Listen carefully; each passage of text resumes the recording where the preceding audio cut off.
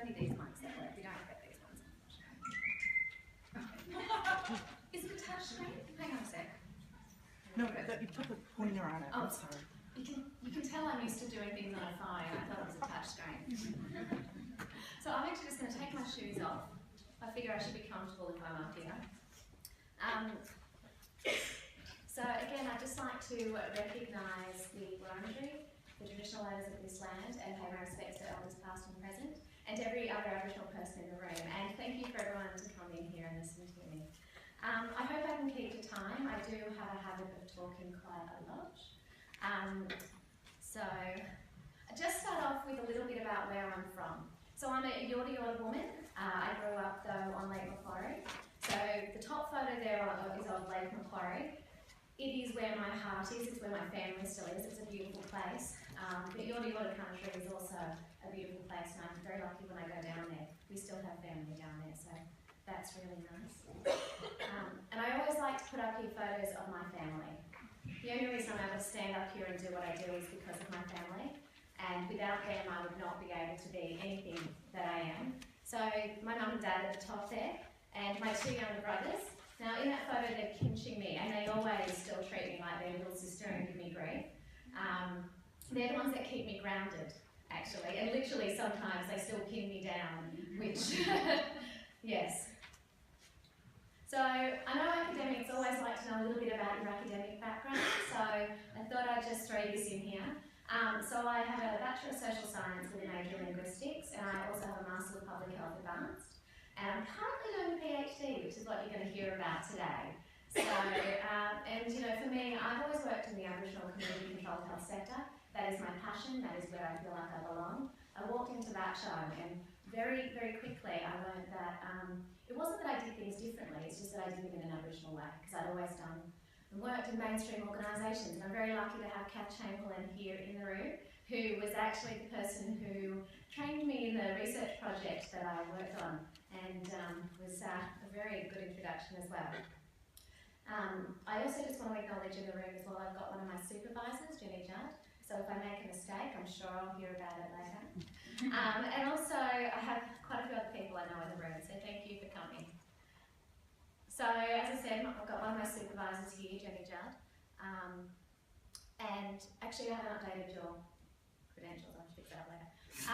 Sorry. Alex Brown, who's one of my supervisors, he's my primary supervisor, and Murray Williams as well. So, look, when I started the PhD, I'm doing it under CREATE, which is a CRE. Alex said I could do anything I like, as long as it was actually in Aboriginal health, and that's sweet. But there's a leadership group, and one of the things I said was that I really want to do something that the leadership group had already identified as important to them. So what that was, when he went through a list of things that he said they'd identified, was the National Key Performance Indicators. So I want to actually look at the National Key Performance Indicators to describe and improve the utility, effectiveness and implementation of the KPIs within our sector. So for me, it's really important when something's being introduced particularly by the government, that we're actually understanding what's happening on the ground. So I'm going to talk to you about a specific part today, which is the descriptive document analysis of the KPIs. But just to give you an understanding of where my PhD is at and what it actually is trying to do, there's a couple of phases. So the first phase is the boring one, it's the documents, it's where I don't get to talk to people. So I'm doing a systematic review and I'm doing the document analysis. And then I get out to the community sector and I'm doing some case studies. And then we're hoping to do some surveys with all of the APSHOs. So if any of you work in APSHOs in about 8 months' time, make sure you watch out for my email. And then we're actually hoping to put together some sort of tool or guide or something for the sector to actually use to advocate when talking to government around the KPIs or other key performance indicators generally. And look, why? I read this book the other day. I don't know if you've read it, but it's fascinating. It's Outliers by Malcolm Gladwell. So it actually looks at what makes success, which is beyond hard work, motivation, and also drive. And actually looks at what are the other characteristics that make up success. And that's kind of what I want to look at with the KPIs, is what are the other characteristics beyond just being a hard worker and everything in diligently that might impact people's capacity to actually report on their KPIs. So, for those of you that don't know the KPIs, and I apologise if you do, I'm probably going to rehash some stuff. They're actually the key performance indicators that sit under the National Indigenous Reform Agreement, which is the formal agreement for closing the gap. So under closing the gap, there's two health targets. So both the states and the Commonwealth were actually needing to report against these KPIs, so that's what our ACCHOs now need to report against, so that the Commonwealth and the states can actually show what they're doing. So the KPIs are really around to assess the quality of care within our services, but also to measure health outcomes, and that's both for policymakers and for our organisations. So again, for those that aren't really aware of performance indicators, they're a summary measure, and they could be anything like a rate, a number, all sorts of things, but they're usually quantitative. Now, for those of you that know, those of you who know me, I'm a qual girl, so actually doing something quantitative has been a bit of a challenge, I have to say. So looking at the document analysis, what I'm looking to do is actually look at how the KPIs have been reported since 2012. And that's for a range of reasons. It's alright, I love you anyway, Melissa.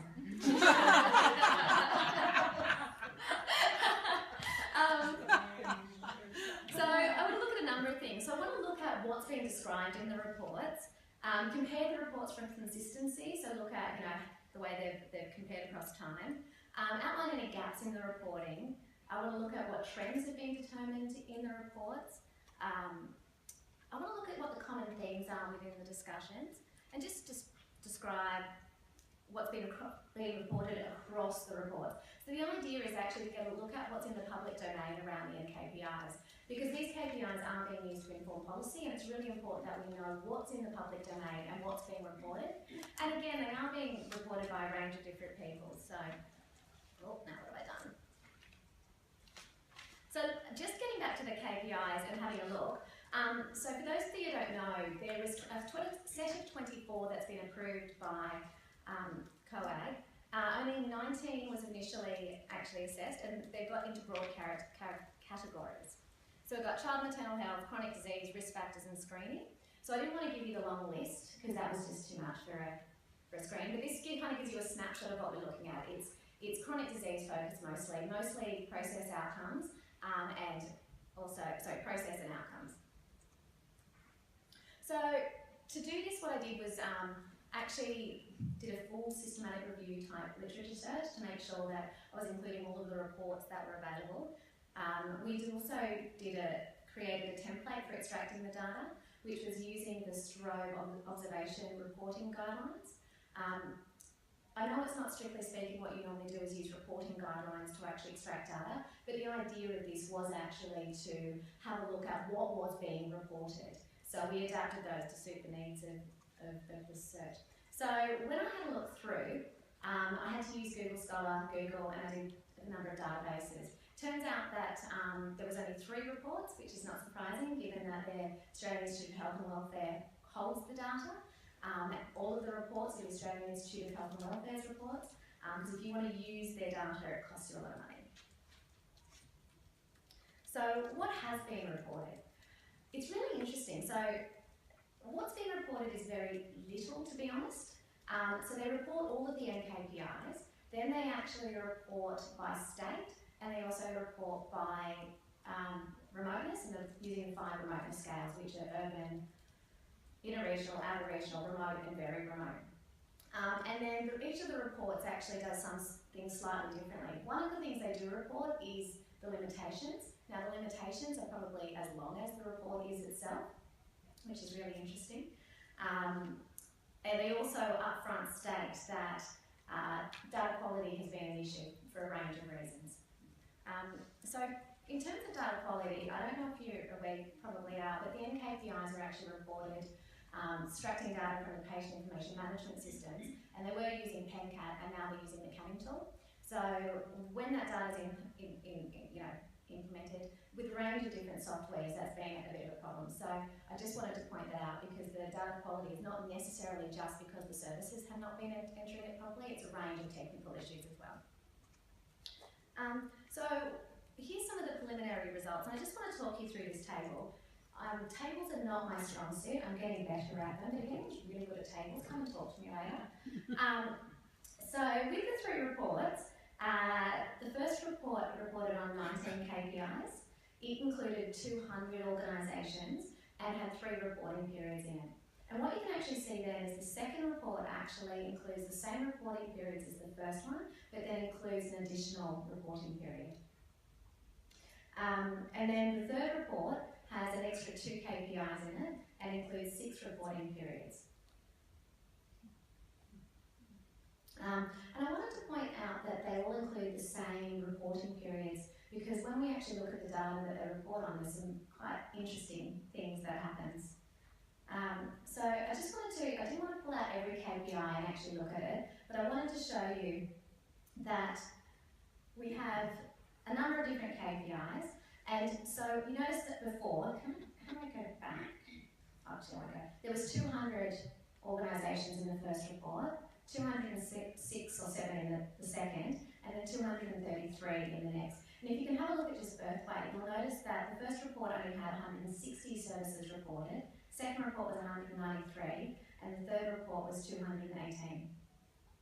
And then we can see on the second one, which is the orange table, that all of the trends are going up. So the top one is about the number of services that are actually reporting for that particular KPI, and the bottom one is the trend. What I found interesting when I looked at this was if you have a look at the second from the bottom in the orange table, which is the COPD who are immunised against influenza, you see the trend was not available, then it was flat, and then it was going up. And if you actually have a look at the numbers of services, you've got 183 reported in the first one out of 200, 143 in the second one, 46 in the second one out of 207 services reported, and 155 in the last, with 233 services reported. And I have to say, these reports actually don't outline why those services changed significantly, and they certainly don't outline which services reported and whether they were consistently reported over time. So if this is the best available data we're using to measure closing the gap, and this is what's publicly available for policymakers and our sector to actually use, I do wonder how good our data actually is. And I guess that's kind of the point, was ACCHOs get a lot of blame for not doing things well. We're held to a higher standard. And yet, when I looked at these reports, the amount of limitations that were in the reports, and also the lack of information that was in the reports, I found it really difficult then to actually understand what it was I could take away from these reports. So again, going back to, just to rehash what I just said, but again, if we have a look at, in the bottom table again, is the trends data of the report, so it's trends over time. From January 2012 to December 2014, there's huge variations in those trends with no explanation as to why.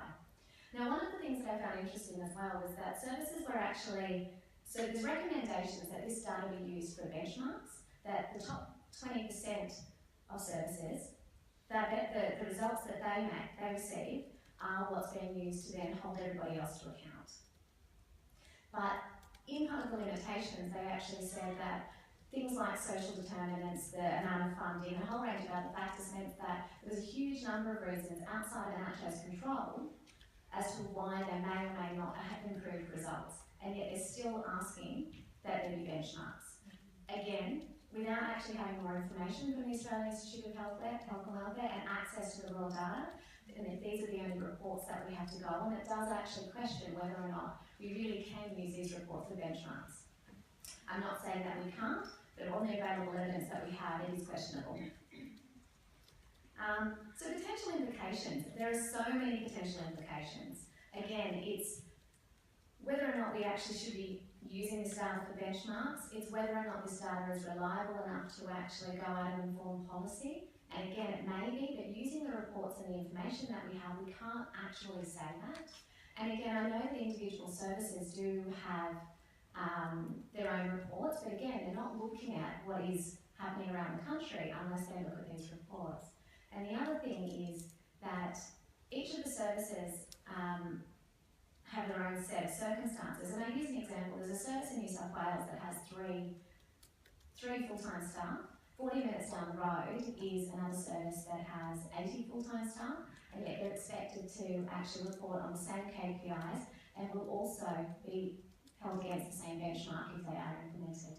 So Part of the reason I wanted to do this was because I really needed to explore what it was that was in the public space, so that when we actually come towards the end of my PhD and we're making some recommendations, maybe we can make some recommendations around how to better report against these KPIs.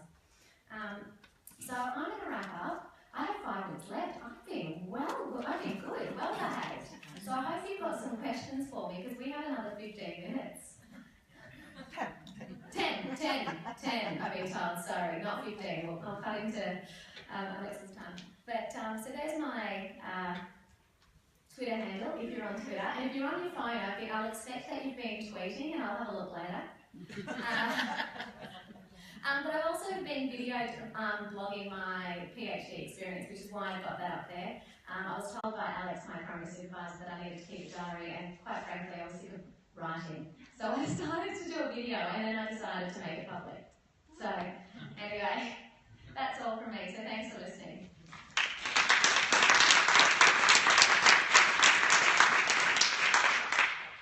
So we do have 10 minutes, and I'd love to entertain some questions for our speaker.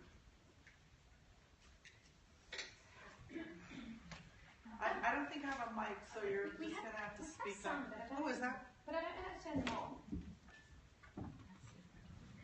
Anyone? Actually, where's Frank?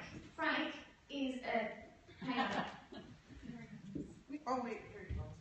I think we got it? I should think I can do it.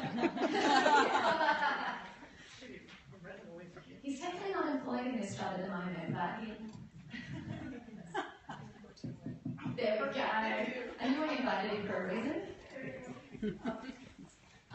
Thank you very much, Salome, for what you're doing. And it's just my name is Vicky Scott. I co-founded the Stars Institute of Learning and Leadership with Wendy Wattigo. And I work for Lowitja here, and I've done a lot of ththings, including managing Corroboree 2000. But one of the things that became really clear to me was what's actually making a difference in the daily lives of people, which is why Wendy and I have set up the Stars Institute, which is about self and the power that is within. So I guess as part of your PhD, I was wondering whether your KPIs, one of the things we've found is that there are very few mechanisms, including in the corporate world, about how they actually measure outcomes and for the work we do. So, it's not just about statistics of who does how many whatevers, but exactly what difference is it making in the daily life of people.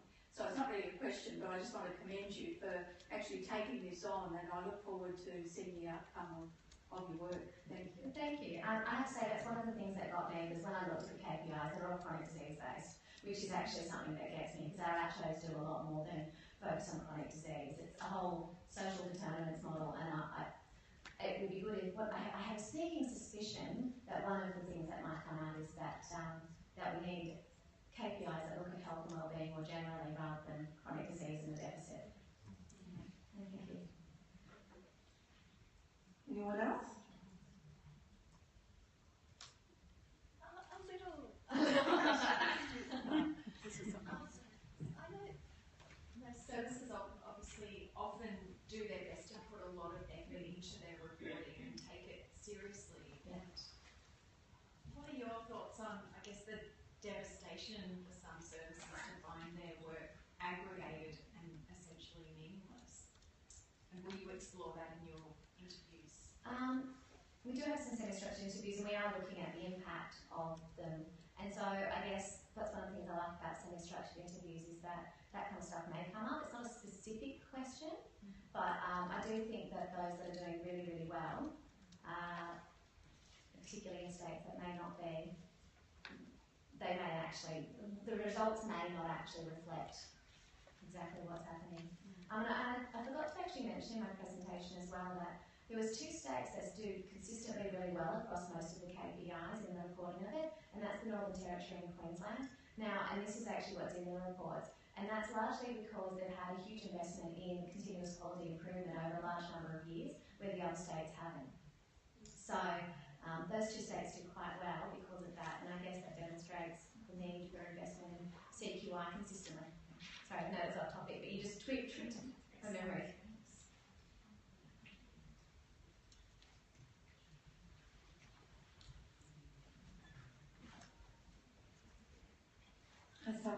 really great, thank you.